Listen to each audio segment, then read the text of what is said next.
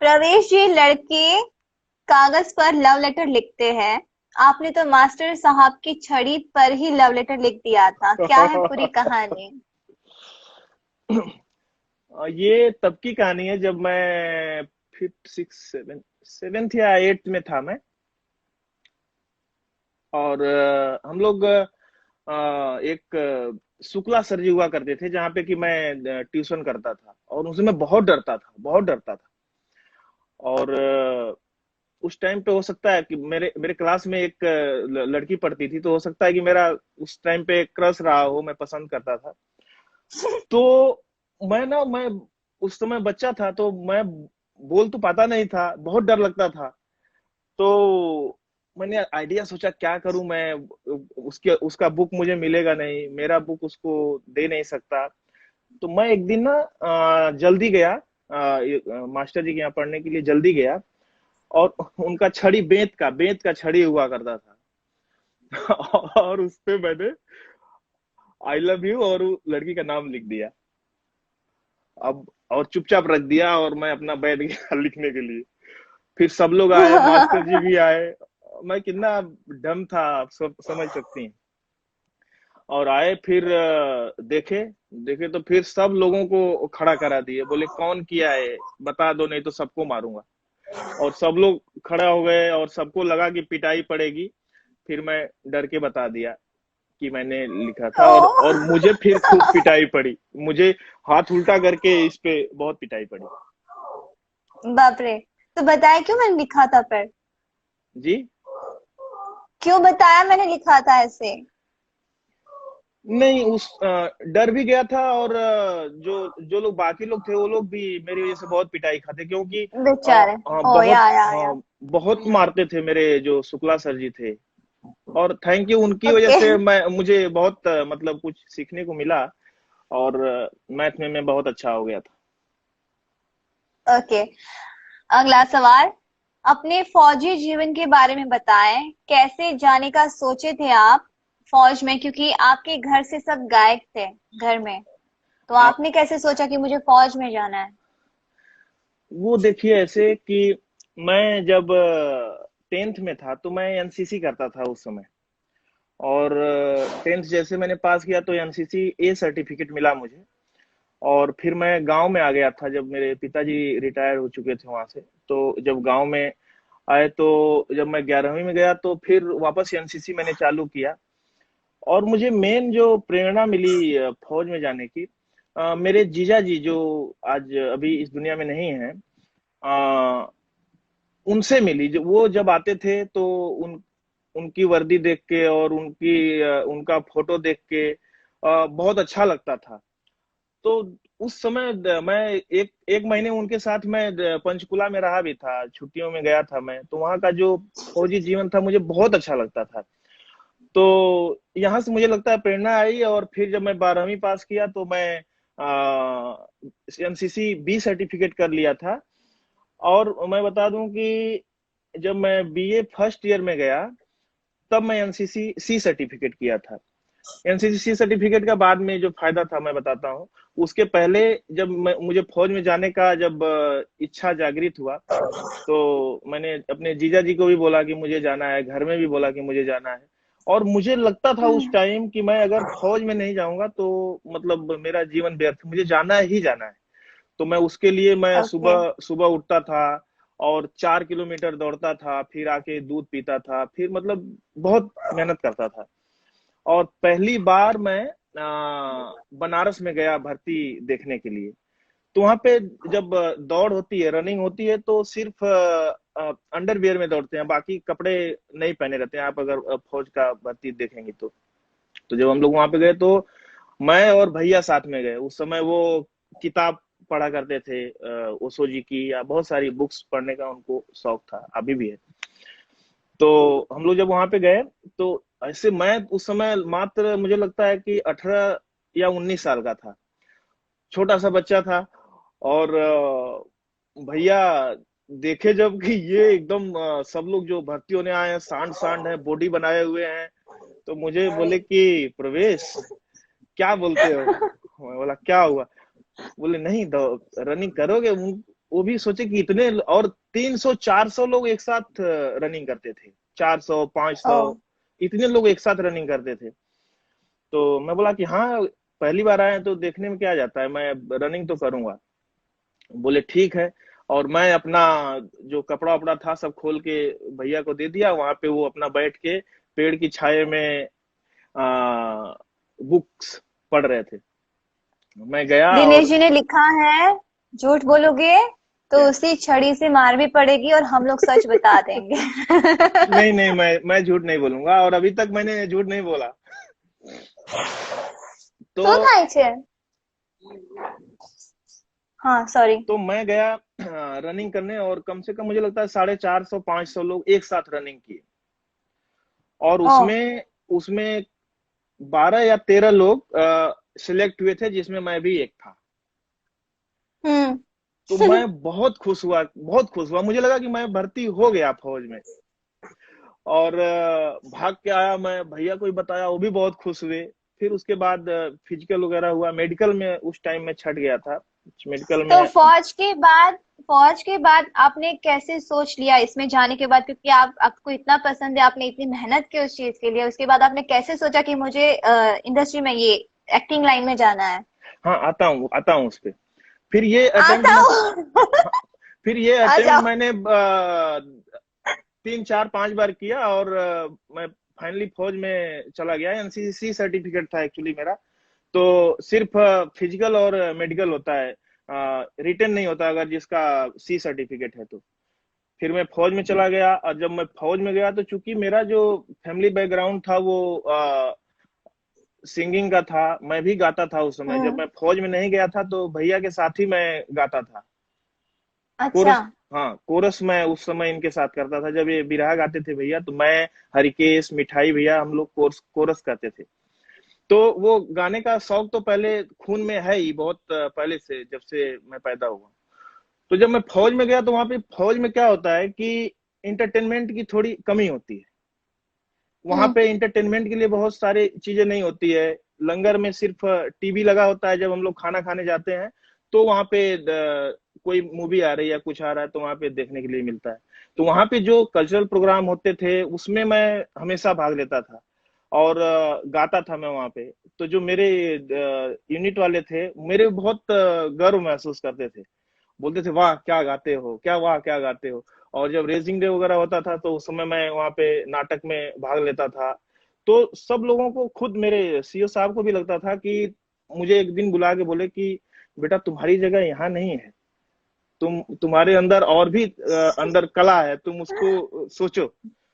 फिर उसके बाद मैंने डिसीजन लिया आने का, और फिर मैंने रिजिग्नेशन लेटर दिया। और फिर मैं 2002 में मैं भर्ती हुआ था, और 2006 में मैं इंडस्ट्री में आया। और आज भी मेरी ओके। बात होती है उनसे, जितने मेरे यूनिट वाले, मेरी यूनिट अभी कारगिल में है, और अभी भी उन लोग के टच में मैं रहता हूँ। अभी भी मतलब फोन आता है आपके जी दोस्त वहां के कोई? जी जी, सबसे बिल्कुल। बेस्ट फ्रेंड कौन है आपके वहां के? वहाँ के मेरे बेस्ट फ्रेंड हैं राजेश यादव, जो कि बहुत ही मेरे अजीज फ्रेंड हैं। अभी शायद वो रिटायर्ड हो चुके हैं, वो गांव आ चुके हैं।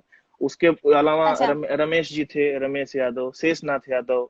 अ, तो बहुत लोग हैं, विनोद यादव, जो लोग मेरे टच में अभी भी हैं, अभी भी हमारी उनसे बात, राम दुलारे यादव, उन लोगों से अभी भी बात होती है। और वो कहते हैं कि बहुत हमें गर्व महसूस होता है। और मेरी फिल्में लोग जब उसी लंगर में जब मेरी फिल्में देखते हैं तो बहुत अच्छा लगता है उनको, और मुझे फोन तुरंत करते हैं, अरे तुम्हारी फिल्म आ रही है टीवी पे। तो बहुत अच्छा लगता वो है। अच्छा लगता होगा ना जब जी बोलते होंगे तो। जी जी। ओके। दिनेश जी सिर्फ आपके भाई ही नहीं, दोस्त भी है। वैसे तो दिनेश जी से जुड़ी कई यादगार घटना होंगी, पर कोई एक घटना जिसे आप शेयर करना चाहते हो?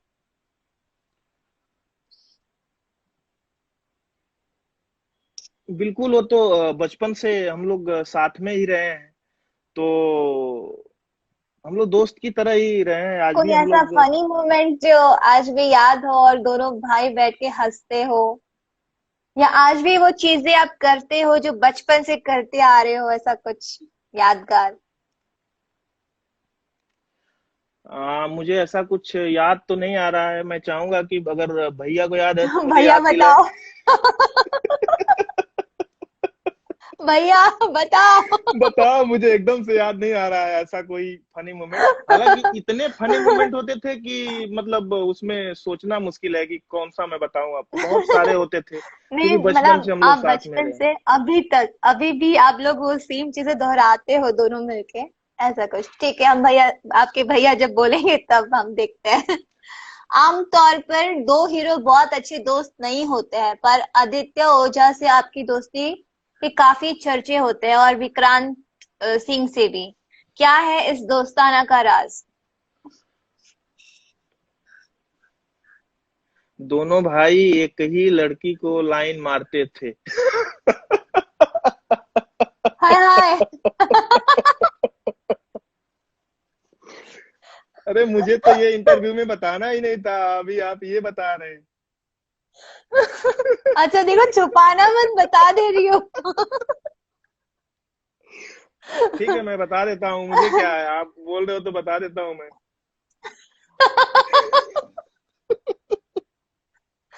ओ गॉड। एक्चुअली मैं वहां पे हम लोग पढ़ाई करते थे, तो मैं ना जब नाइन्थ में था, आई थिंक नाइन्थ में था, तो बगल में ही एक लड़की थी जिसको मैं पसंद करता था। लाइन उसको वो बोल रहे हैं लाइन मारते थे दोनों भाई, तो मैं लाइन मारता था। और फिर उन्होंने पता चला मुझे कि कुछ दिन बाद टेक ओवर कर लिया। और टेक ओवर कर लिया मतलब वो उसको लाइन मारने लगे और वो भी उनको लाइन मारने लगी। तो मुझे उन्होंने हवाला क्या दिया भाई। मैंने सोचा ना कि तुम अभी 10वीं में हो, तुम फेल हो जाओगे, तो मैंने तुम्हें बचाने के लिए ऐसा किया। तो मैं बोला ठीक है, कोई बात नहीं। तो ये एक हिस्सा था। ओके, आम्रपाली जी लिखिए गरम गरम गुलाब जामुन, कुछ तो लिखा होना। मेरे मोबाइल में ना हाँ एक्चुअली हाँ, मैसेजेस जा गरम। नहीं रहे ऊपर। आम्र आम्रपाली जी लिख रही हैं टेक ओवर। हाँ भाई, आगे ऐसे गाड़ी करके आदमी टेक ओवर कर लेता है ना। आम्रपाली जी लिख रही हैं कि टेक ओवर। आप मुझे हैंग ओवर बोलती हो, आज से वो टेक ओवर बोलेंगी।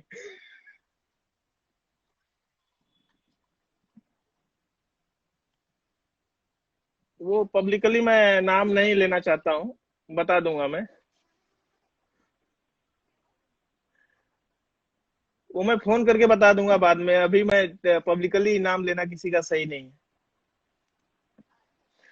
आ, और जो गुलाब जामुन वाला जो किस्सा है, हम लोग नया नया आए थे। हाँ, गुलाब जामुन के साथ एक सूप का भी किस्सा है। जी। नहीं, मैं गुलाब जामुन वाला भी बताना चाह रहा हूँ। आज आपका मैं 2-3 घंटा लेने वाला हूँ।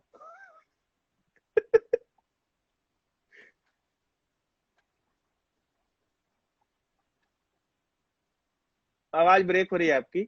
आ रही है आवाज? एक्चुअली एक्चुअली गुलाब जामुन का ये किस्सा है कि हम लोग जब नया नया बॉम्बे आए थे, तो हैं? हाँ, लेकिन वीडियो आपका वो हो रहा है, रुक रहा है। हाँ, आवाज आपकी आ रही है लेकिन वीडियो पॉज हो रहा है।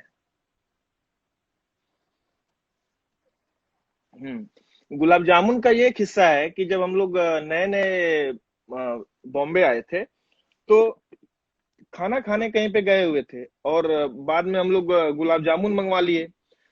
तो गुलाब जामुन आया और गुलाब जाम हाँ, गुलाब जामुन आया। हाँ आया। हाँ, आया आया, गुलाब जामुन आया।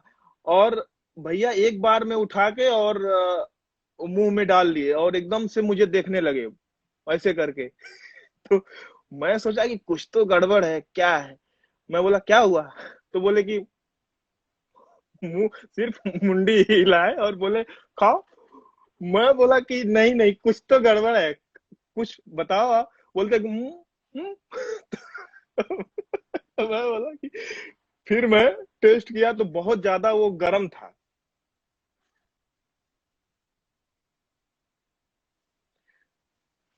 आया नेटवर्क आपका, लग रहा है कि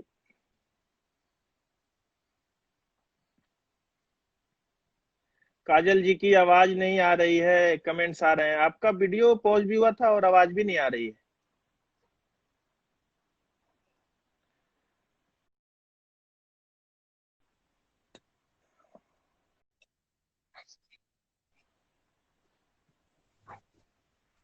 आया। हाँ, नहीं आया, नहीं आया, नहीं आ रहा आया। है। या तो आप कट तो दिख करके। रहे हो। हाँ, आप भी दिख रही हो, लेकिन अरे कोई और दिख रहा है आवाज मुझे नहीं आ आपकी रही। लाइव में। कौन दिख रहा है? अरे मुझे अचानक से लगा कोई चाइनीज जैसा दिख रहा मैंने जगह चेंज करी। है। हाँ, आपका नेटवर्क प्रॉब्लम लग रहा है। क्लियर नहीं आ रहा है आपका अभी वीडियो अभी भी और फुल है, ऑडियो भी। फुल है, पूरे लाइन से। कमेंट्स भी आ रहे हैं कि आपकी आवाज क्लियर नहीं आ रही। आ रही है। हाँ, आवाज आ रही है आपकी, बट वीडियो पॉज्ड है। चलिए आवाज से ही काम चलाओ।